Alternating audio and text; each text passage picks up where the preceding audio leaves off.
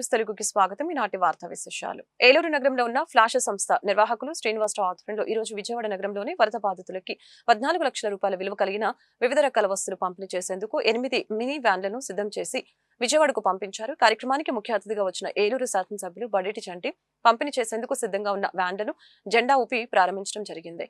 Flash సంస్థ మరెన్నో సేవా కార్యక్రమాలు చేస్తుందని కొనియాడారు.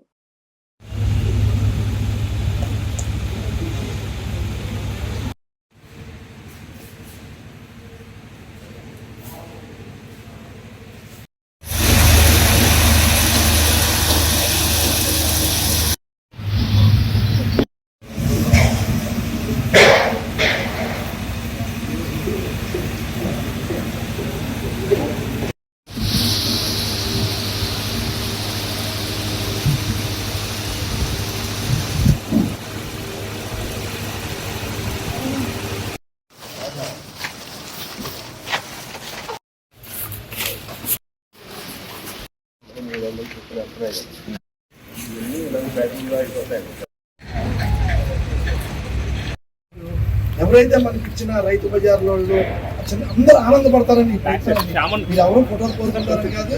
ఎమ్మెల్యే గారు మీకు తెలియదు. ఈ సందర్భంగా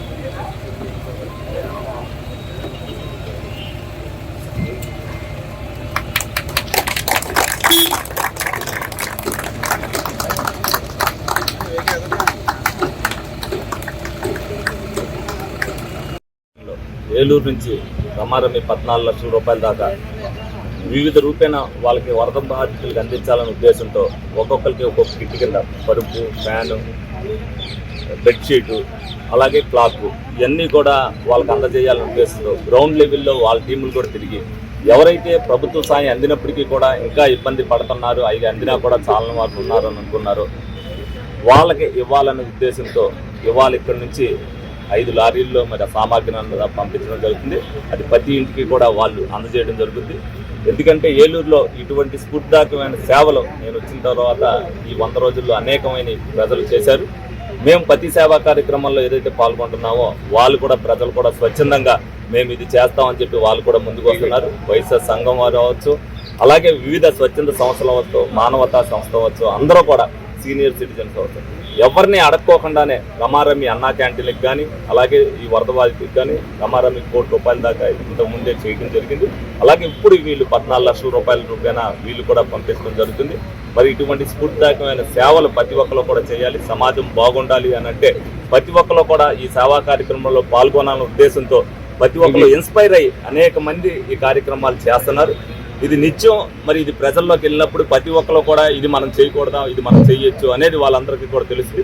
ప్రతి ఒక్కరు దీంట్లో పాలు పంచుకోవాలి. ఆంధ్ర రాష్ట్రం బాగు. ఆంధ్రప్రదేశ్ రాష్ట్ర ఉప ముఖ్యమంత్రి పవన్ కళ్యాణ్ రాష్ట్ర అభివృద్ధి కోసం ఎంతో పాటుపడుతున్నారని ఏలూరు నియోజకవర్గ జనసేన పార్టీ ఇన్ఛార్జి రెడ్డి అప్పలనాయుడు తెలియజేశారు. ఈ సందర్భంగా వారు మీడియాతో మాట్లాడారు. రాష్ట్ర ప్రభుత్వం 100 రోజుల పాలనలో ఎన్నో అభివృద్ధి కార్యక్రమాలు పవన్ కళ్యాణ్ నేతృత్వంలో జరిగాయని తెలియజేశారు. ఉప ముఖ్యమంత్రి పవన్ కళ్యాణ్ ప్రజా సంక్షేమం కోసం ఎన్నో కార్యక్రమాలు చేపడతారని రెడ్డి అప్పలనాయుడు తెలిపారు.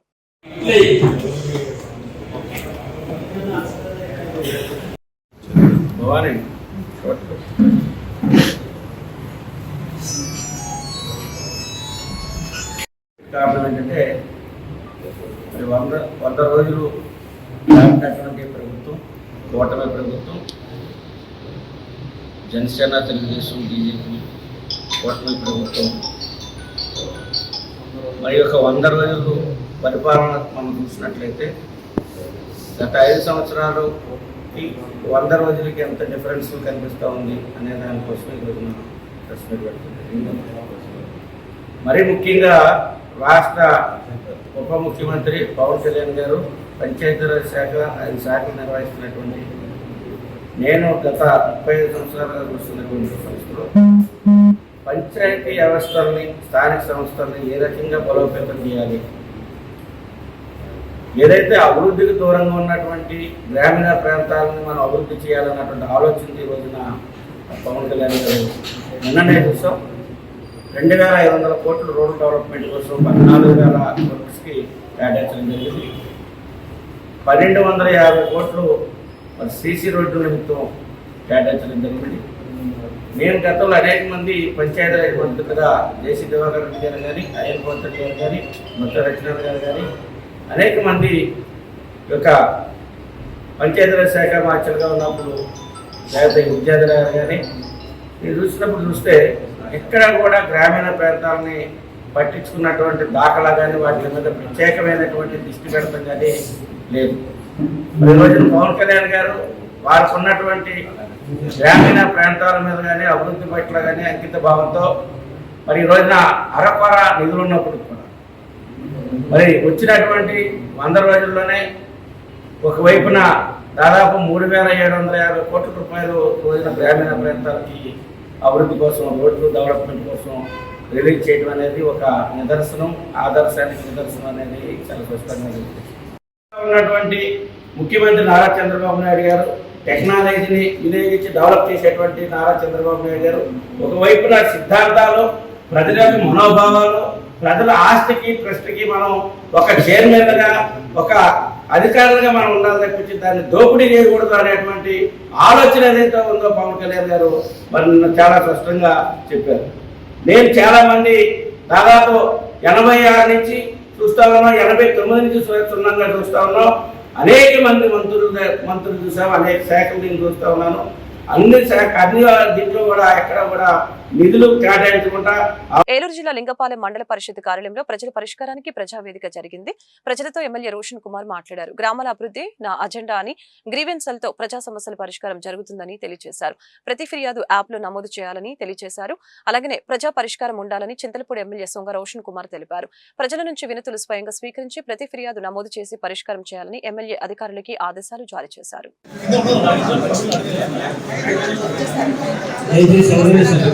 అప్లై చేయాలన్నా, వచ్చే పెన్షన్ రాకపోయినా ఎమ్మెల్యే గారిని కలవచ్చు, ఈ సమస్యను తెలియజేయవచ్చు.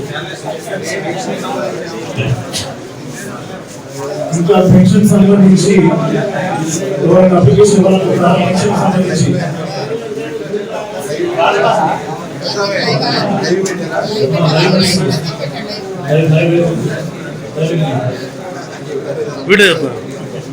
పెన్షన్ అయిపోతే నెక్స్ట్ హౌసింగ్ సమస్య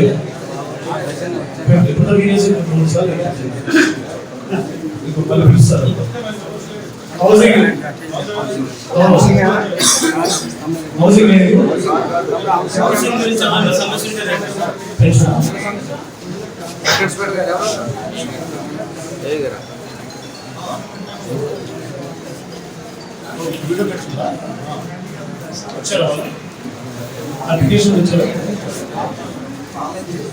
చేశారు.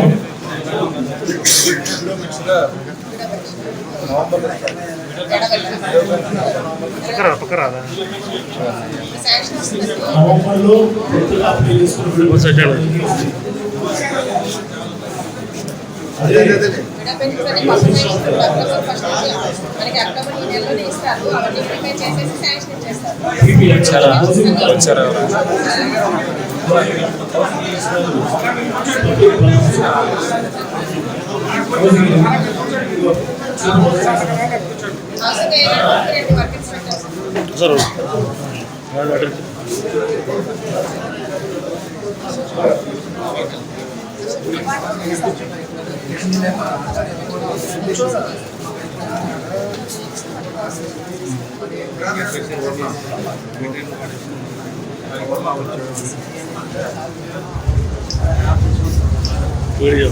చాలా ఎంత వచ్చిన మొహం లేదు.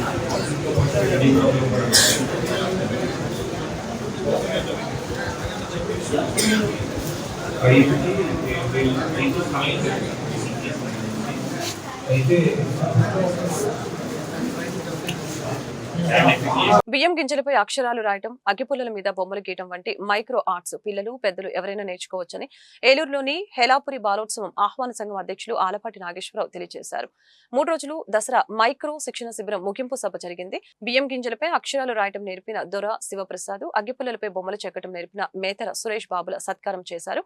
సభలో ప్రత్యేక బాలికల హైస్కూల్ ప్రధానోపాధ్యాయులు Sriram, teacher Sudhakar, karate black belt holder G Prasad, Sandhyarani మాట్లాడారు.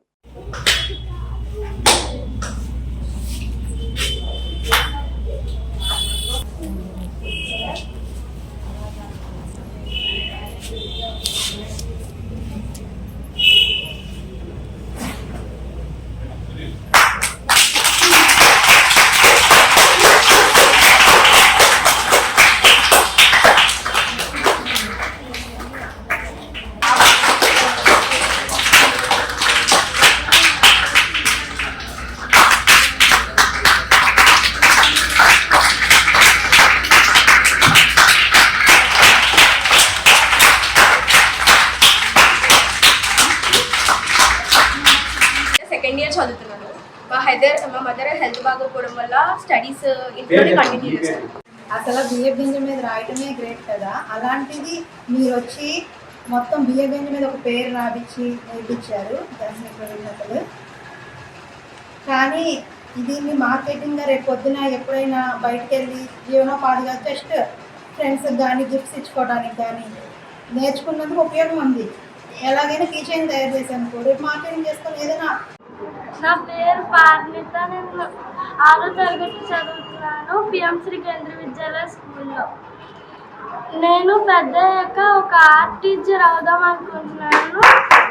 దానికి చాలా యూజ్ అవుతాయి. Thank you sir teachers. My name is ప్రావీణ్య, నేను డిగ్రీ 3rd ఇయర్ చదువుతున్నాను. ఈ డేస్లో ఆన్లైన్ ఎవ్రీథింగ్ ఖాళీ దొరికితే పిల్లలైనా పెద్దలైనా గేమ్స్ కానీ షాపింగ్ కానీ ఏదైనా ఆన్లైన్. హాలిడేస్ వస్తే ఓకే హాలిడేస్ కదా ఫోన్ దొరుకుద్ది, అంతేగాని వర్క్స్ చేద్దాము అది చేద్దాము నేర్చుకుందాం అన్న ఇంట్రెస్టే లేదు పిల్లల్లో. ఏదైనా సరే మొబైల్ అడిక్ట్ అయిపోతున్నారు. ఇలాంటి ప్రోగ్రామ్ వల్ల లిటరల్లీ ఇక్కడ ఉన్న పిల్లలందరూ ఉన్న 2 hours ఎలాంటి ఫోన్ కానీ వాటి మీదకి వెళ్ళకుండా వీటి మీద కాన్సన్ట్రేషన్ చేసి వీటి మీద ఇంకా మేము నేర్చుకొని అగ్గిపుల్ల మీద కానీ బియ్యం గింజ మీద కానీ అది పక్కన పెడితే ఇప్పుడు ఫస్ట్ దీని గురించి ఎక్స్ప్లెయిన్ చేస్తాం. ఇది ప్లాస్టిక్ కిచెన్. ప్లాస్టిక్ కిచెన్ ఇది దీనివల్ల ఉపయోగం ఏంటంటే మీరు రాసింది కిచెన్ మీరు సేవ్ చేసుకోవాలనుకుంటే ఎవరికైనా గిఫ్ట్ ఇవ్వాలన్నా కానీ ఇది మార్కెట్లో దొరుకుతుంది. దీన్ని మీరు తయారు చేసిన బియ్యం కింద ఇప్పుడు నాకే ఇవ్వాలనుకోండి, లేకపోతే సార్కి ఇవ్వాలనుకోండి, సార్ పేరు నా పేరు ఇప్పుడు మీరు బియ్యం కింద మీద రాయడం మొదలు పెట్టారు, బాగా వచ్చింది. అది సార్కి ఇవ్వాలనే దృష్టి మీకు వచ్చినప్పుడు ఈ యొక్క ప్లాస్టిక్ కీచైన్ అనేది బ్యాక్ సైడ్ దీనికి ఓపెన్ అనేది ఉంటుంది. మీకు స్పష్టంగా అంటే మీకు క్లియర్గా చూపించాలనుకుంటే దగ్గరకు వచ్చి చూస్తే దీని గురించి కనబడుతుంది. వెనకాల సీల్ ఉంటుంది. ఆ సీల్ ఓపెన్ చేస్తే లోపల లిక్విడ్ ఉంటుంది. ఈ లిక్విడ్లో మీరు తయారు చేసిన బియ్యం కింద ఆ లిక్విడ్లో వేయాలి. ఒకవేళ మీరు తీసేటప్పుడు కనుక లిక్విడ్ అదేవిధంగా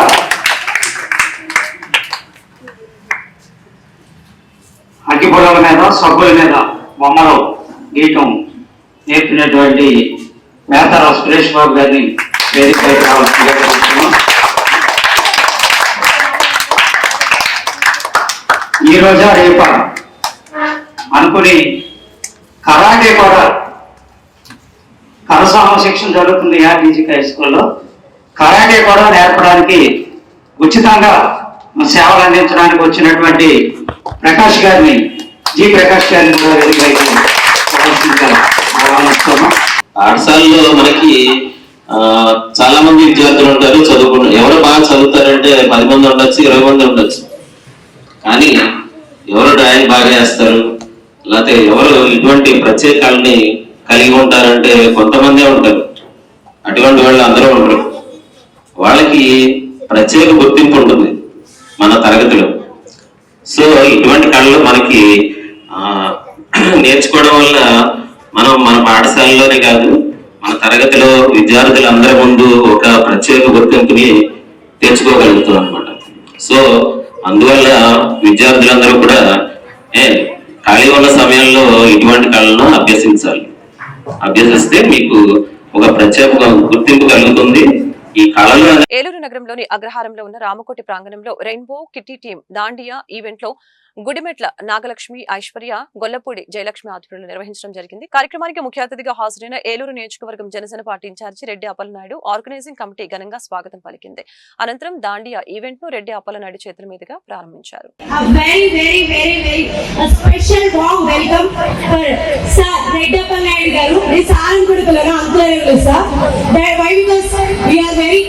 ఎందుకంటే మా యూత్ ఇంత బాగా ఎంకరేజ్ చేశారు. ఎవ్రీ టైం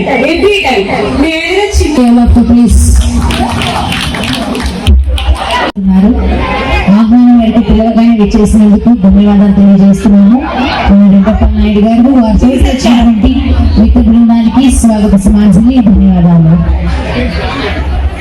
మా కిట్టి మెంబర్స్ దగ్గర రావాలి ప్లీజ్.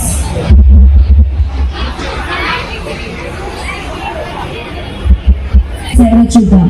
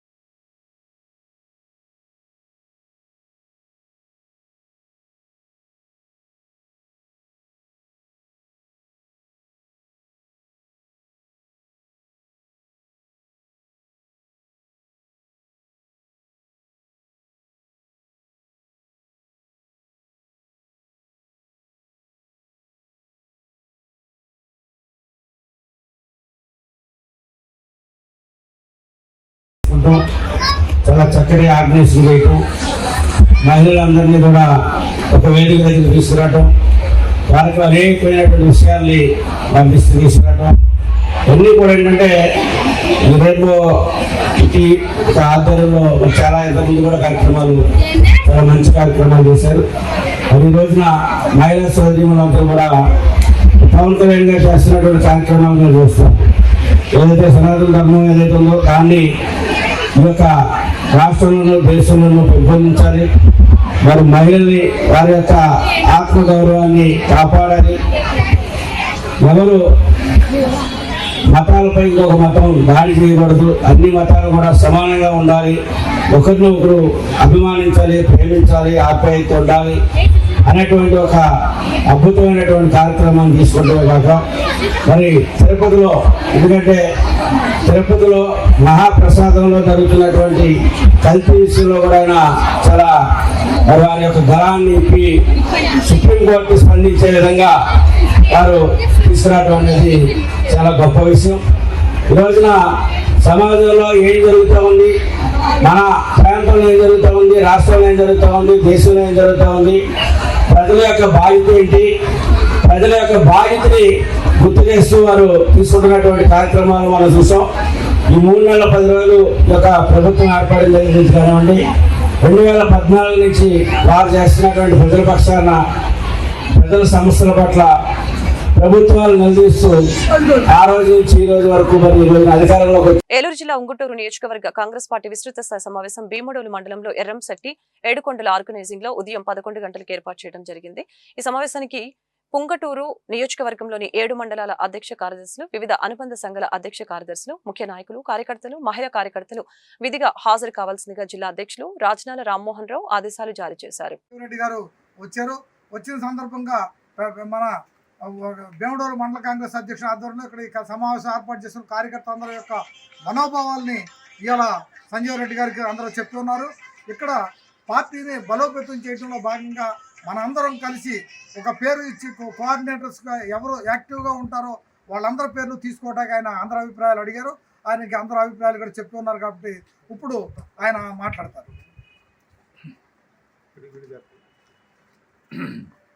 అందరికీ నమస్కారం అండి. కాంగ్రెస్ పార్టీ పెద్దలందరికీ కూడా ఈ రోజున నేను రాష్ట్ర కాంగ్రెస్ ప్రధాన కార్యదర్శిగా ఏలూరు జిల్లా ఇన్ఛార్జిగా నియమింపబడి ఈ రోజున జిల్లాలో పర్యటనలు రావడానికి కారణం ఏమిటంటే సరినారెడ్డి గారు కాంగ్రెస్ పార్టీని బూత్ లెవెల్ నుంచి రాష్ట్ర స్థాయి వరకు అభివృద్ధి చేయాలనేటువంటి విషయంతో ఏకీభవించి మా అందరినీ కూడా అందరినీ కూడా రకరకాల వ్యక్తుల్ని రకరకాల జిల్లాలకి ఇన్ఛార్జీలుగా పంపడం జరిగింది. దాంట్లో భాగంగా నేను ఇక్కడికి వచ్చాను.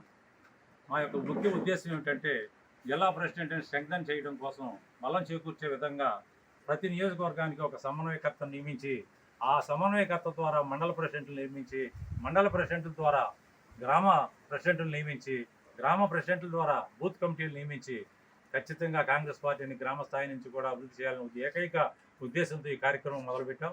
ఈ కార్యక్రమాలన్నీ కూడా వచ్చే సంవత్సరం జూన్ నెలలో పూర్తవుతాయి. అప్పటికి పార్టీ ఖచ్చితంగా స్ట్రెంగ్థన్ అవుతుంది. బూత్ స్థాయి నుంచి జిల్లా స్థాయి వరకు పార్టీని దగదగలాడించి రోడ్డు మీదకి శ్రేణులన్నింటినీ తీసుకొచ్చి ముద్దు నిద్రపోతున్నటువంటి ఆంధ్ర రాష్ట్రంలో ఎన్డీఏ ప్రభుత్వాన్ని ముల్లుగారితో పొడిచి లేపడానికి ముందు మనం ఇల్లు చక్కదిద్దుకున్న తర్వాత మాత్రమే ఇతర కార్యక్రమాలు చేయాలనే ఉద్దేశంతో సరినారెడ్డి గారి పిలుపు మేరకు అలాగే రాహుల్ గాంధీ గారి ఆదేశానుసారం కాంగ్రెస్ పార్టీని పటిష్టం చేయడంలో భాగంగా ఈరోజు ఇక్కడికి రావడం జరిగింది.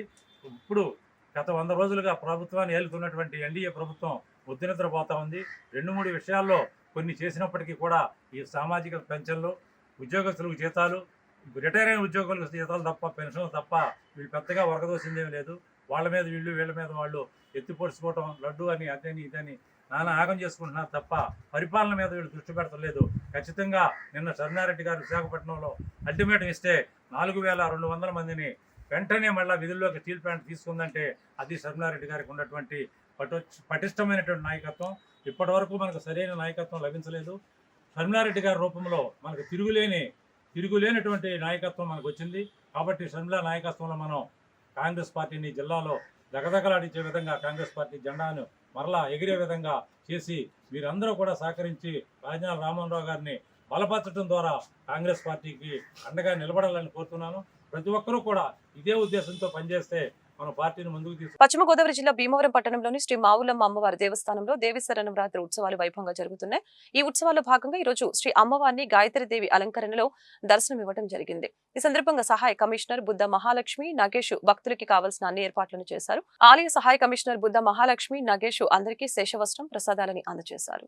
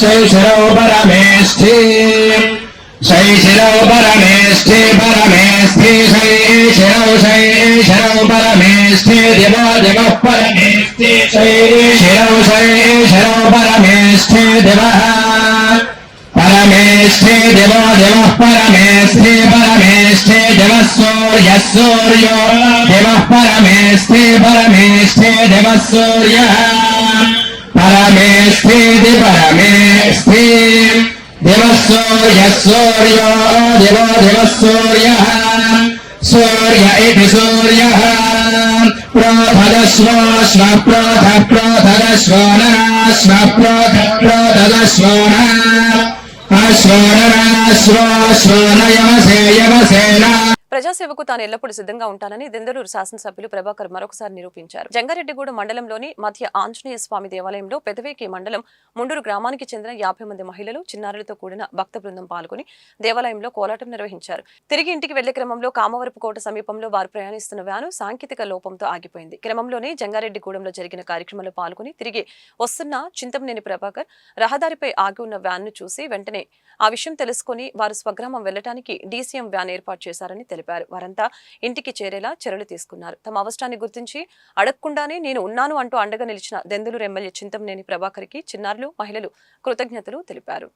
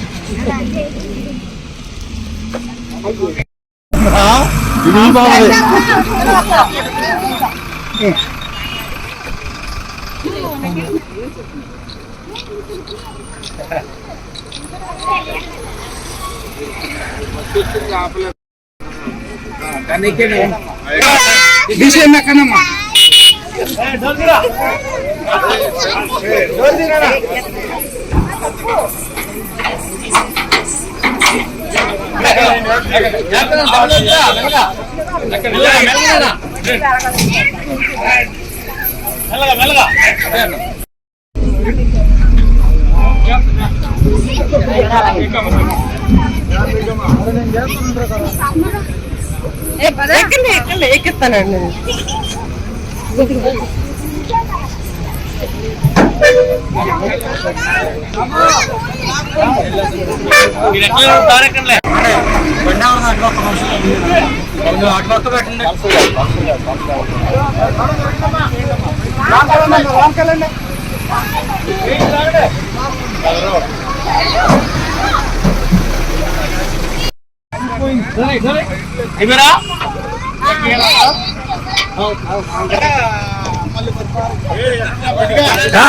విజయవాడలో ఈ నెల 18వ తేదీన జరిగే ఐఎఫ్టియు రాష్ట్ర సదస్సు జయప్రదం చేయాలని ఐఎఫ్టియు ఏలూరు నగర సహాయ కార్యదర్శి ఘంటసాల రాంబాబు పిలుపునిచ్చారు. అంతేకాకుండా కేంద్ర ప్రభుత్వం ప్రవేశపెట్టిన 4 లేబర్ కోడ్లని రద్దు చేయాలని డిమాండ్ చేశారు.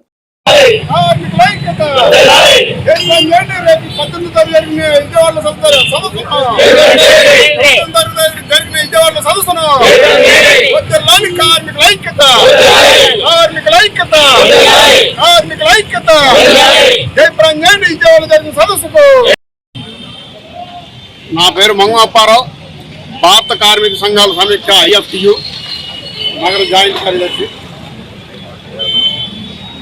ఈరోజు కార్మికుల్లో జరుగుతున్న కేంద్రం తెచ్చిన చట్టాన్ని దాన్ని వ్యతిరేకిస్తూ ఏలూరులో వైముచ్చల్ సెంటర్లో పార్కుల ఆవిష్కరణ జరుపుతున్నాం. ఏలూరు నగర కమిటీ తరఫున అదేవిధంగా ఈ 4 లేబర్ కోడ్లు అయితే ఏదైతే తెచ్చారు కేంద్రం, అది రద్దు చేసే వరకు కార్మికుల అందరూ కలిసికట్టుగా లేచి. నా పేరు రాంబాబు, హమాలీ జట్టు కార్మిక సంఘం కార్యదర్శి.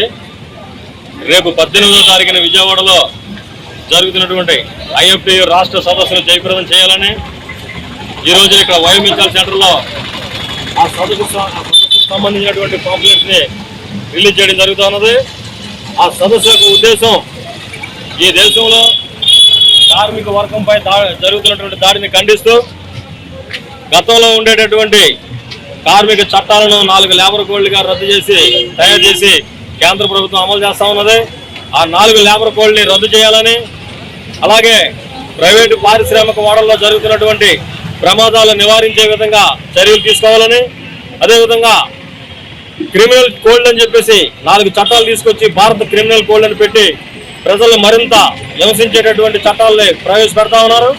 ఆ క్రిమినల్ కోడ్ని కూడా రద్దు చేయాలని, అదేవిధంగా ఉద్యోగ ఉపాధి భద్రతతో కూడినటువంటి సమగ్ర చట్టం కార్మికులకు తేవాలని, దానిలో భాగంగానే ఇప్పుడు ఏదైతే ప్రైవేట్ సెక్టార్లో పనిచేస్తున్నటువంటి కార్మికులకు కనీస వేతనం కేంద్ర ప్రభుత్వం తీసుకొచ్చినటువంటి చట్టం ప్రకారంగానే 26,000 రూపాయలు కనీస వేతనం ఇవ్వాలని చెప్పేసి, ఇంకా అలాగే వివిధ డిమాండ్లతో దాదాపుగా 23 డిమాండ్లతో రేపు కేంద్ర. ఏలూరు జిల్లా మండవల్లి మండలంలోని దయ్యంపాడు గ్రామానికి చెందిన తానేటి నాగలక్ష్మి అనే మహిళకు ఆపరేషన్ చేసి ఫెయిల్యూర్ అయిన సిరి హాస్పిటల్ యాజమాన్యం సదరు మహిళకు నెల క్రితం గర్భసంచి కింద గడ్డలా వచ్చిందని ఏలూరులోని సిరి హాస్పిటల్కి తీసుకువెళ్లారు. ఆపరేషన్ చేయాలని చెప్పారని, అయితే ఎటువంటి టెస్టులు లేకుండా ఆపరేషన్ చేశారని అన్నారు. ఆ తర్వాత 11వ రోజు వరకు హాస్పిటల్లోనే ఉంచారని, ఆ తర్వాత డిశ్చార్జ్ చేసి ఇంటికి వెళ్లగా మూర్త విసర్జన రావటం లేదని డాక్టర్ని సంప్రదించగా ఆ డాక్టర్ మేమేం చేయలేమని చేతులెత్తేశారని బాధితులు తెలియజేస్తున్నారు.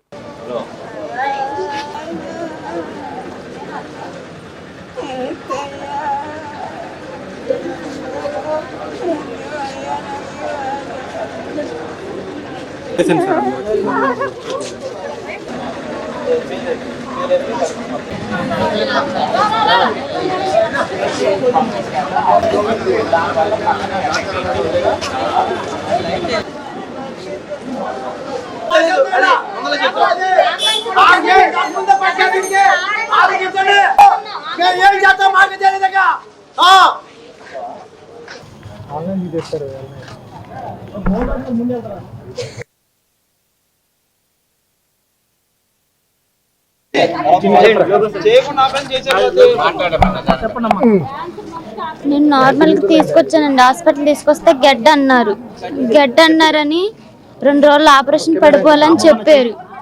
చెప్తే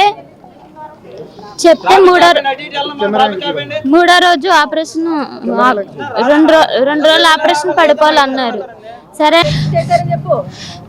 నిన్నైతే డాక్టర్ గారు మాట్లాడారు, నాకు ఒక్కదాన్ని ఉన్న ఎవరో లేరు, మీ అమ్మ బతుకుదు, 3 నెలల వరకు బతికిద్ది, అదేనా నేను కన్ఫర్మ్ చెప్పలేను అని చెప్పారు. నాకు న్యాయం చేయండి, నేను మాట్లాడలేకపోతున్నా. తీసుకొచ్చారని గడ్డ వచ్చిందని హాస్పిటల్ తీసుకొచ్చారు, ఎందుకంటే గడ్డ వచ్చిందని హాస్పిటల్ తీసుకొచ్చిన తర్వాత ఇలా ఏం చేయాలి, టెస్టులు చేసిన తర్వాత ఆ గడ్డ ఏంటి దానికి ఏం సంబంధం ఏంటని చెప్పి టెస్టులు చేసిన తర్వాత వాళ్ళు ఆపరేషన్ చేయాలి.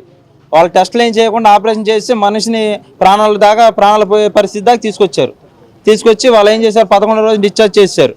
పూర్తిగా కంప్లీట్ అవ్వకముందలే. అది ఇంటికి వెళ్ళిన తర్వాత ఇన్ఫెక్షన్ అయిపోయి మళ్ళీ ఇక్కడికి వస్తే మాకు సంబంధం లేదు అని చెప్పి వాళ్ళకి 10,000 రూపాయలు డబ్బులు ఇచ్చి ఆ హాస్పిటల్కి పంపించారు, ఆశ్రమం హాస్పిటల్కి పంపించారు. అక్కడికి వెళ్ళిన తర్వాత వీళ్ళ మాట ఏం మాట్లాడుకున్నారో తెలియదు. డైలీ ఏంటంటే డాక్టర్ గారిని అడుగుతుంటే వాళ్ళు ఏం సమాధానం చెప్పట్లా. వీళ్ళ మాట్లాడుకొని అక్కడ 10 రోజులు ఉంచారు, అక్కడ 1,50,000 అయినాయి. ఆ 10 రోజులు అయిన తర్వాత మళ్ళీ వాళ్ళు పంపించేశారు. వాళ్ళు పంపిస్తే మళ్ళీ వేరే గవర్నమెంట్ హాస్పిటల్కి జాయిన్ అయితే అక్కడ ఏం తెలియట్లా. ఏమో చేసిన ఆపరేషన్కే వాళ్ళకేం అర్థం కావట్లేదండి. ఏం చేసినా తెలియదు. పేషెంట్ దెయ్యంపాడు మండవేల మండలం, ఏలూరు జిల్లా.